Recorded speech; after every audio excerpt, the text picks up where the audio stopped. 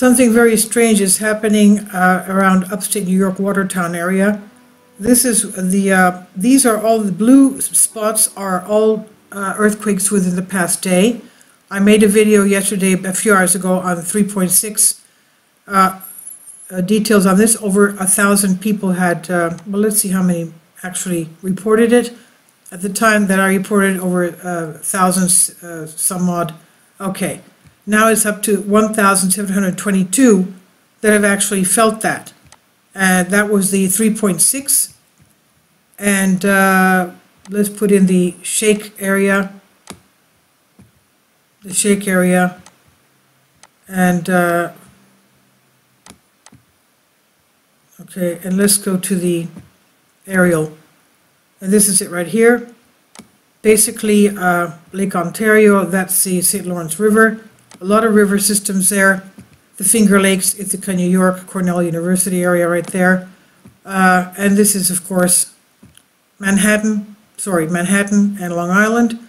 If anybody here in Manhattan felt it, if you're up there on the, I used to work across the street from the World Trade Center when it was still up, on the 74th floor of a building across from there. And even with a stiff wind, the skyscraper used to you know, shake a little bit. So I would imagine the skyscrapers there, I don't know. My parents were both, as you well know, I've told this to you before, they were both architects. And they did explain to me that the skyscrapers of Manhattan will not withstand anything over a 7 magnitude earthquake. So what is going on there? What's going on there? Okay, as we can see, 10 earthquakes in total. 1,700 people felt this, reported. That means tens of thousands felt it without reporting it. And you have this one here after that, 1.2 magnitude, that's even more shallow. And again, shallow, 5 kilometers depth, 1.4. This one was about 9 kilometers depth. So these are a lot more shallow. As you can see, 1.3 magnitude. And 5 kilometers magnitude, 1.8 magnitude. And all these were after this 3.6. Okay? This was a few minutes after this one.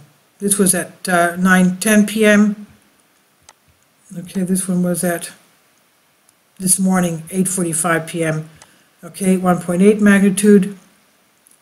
Okay, this was a few minutes after this one. That was at 9:10 p.m. This one is 28 minutes later.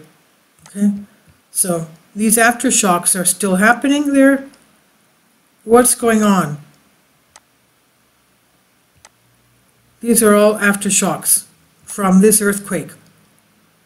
And we know that earthquakes on the East Coast are felt, of course, a lot more, 10 times more. Here and there earthquakes, for example, New Madrid seismic zone that we're talking about here, centered on southeastern Missouri, Charlevoix, Kamazurka zone, seismic zone east of Quebec.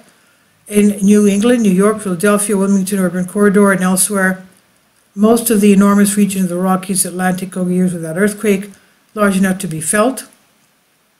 Earthquakes in the Rocky Mountains, although less frequent in the west, are typical, felt over a much broader region. Earthquakes east of Rocky Mountains, felt over a much broader region than earthquakes of similar magnitude in the west.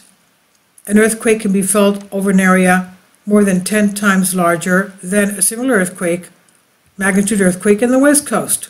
Okay, so a 4 magnitude earthquake in eastern central North America can be felt at about 60 miles from its source. Going back to this, let's go. Going back to this, that's the key here is 30, that's 30, 30, 60. Did they feel it in Manhattan, Long Island? Could be, we don't know. As we know, this area is very soft. I used to live in Montreal. My parents were architects also in Montreal. And they have a lot of sub-basements there. in the big buildings in the downtown area, because the ground is so soft there that in order for a building over 2 stories to be held up, you have to have as many basements as you have stories. So if you have a 7-story building, you have to have 7 basements. That's why almost every neighborhood in Montreal has a subway station, because they're digging underground anyway, and because of the inclement weather as well. Now, I did tell you that we have, these are, by the way, 30 underwater volcanoes, and they're coming from the areas here. These are the Canary Islands. These are, okay, the Canary Islands, Sierra Palmas, which is part of a supervolcano complex. And these are the underwater volcanoes, pointing to Maine, which has, not many people know, but Maine has 5 volcanoes. I went up too fast. Okay, Maine, they're pointing up to Maine, and Maine has, okay, where are we? Maine. In a 100-mile area, it has 4 volcanoes. Okay. Now this area here, most people don't know, but that's an ancient mantle plume under the Great Lakes. That's a horseshoe shaped like that. And part of it goes under here, under the New Madrid seismic zone, which should be called the New Madrid rift zone. And the other part of the horseshoe goes this way here. At one point, Lake Superior was flush close to Wyoming, Yellowstone, right there. But because of the magma there, this is stretching. Okay, so that magma plume goes like this, like a horseshoe shaped. And it's been there for about 1 billion years, 990 million years. But something very strange is going on here. 10 earthquakes in the past 24 hours, 10 earthquakes. So all of you there, please be alert. I don't know what's happening there. I've never seen that many earthquakes in this area. Of course, a lot of rivers there, and the first thing you learn in Geology 101, every river is a fault line. Please leave your comments, and thank you for your support. Kindly support my Patreon account. The daily posts are 5 videos daily, and they are totally different from what I have on my YouTube channel.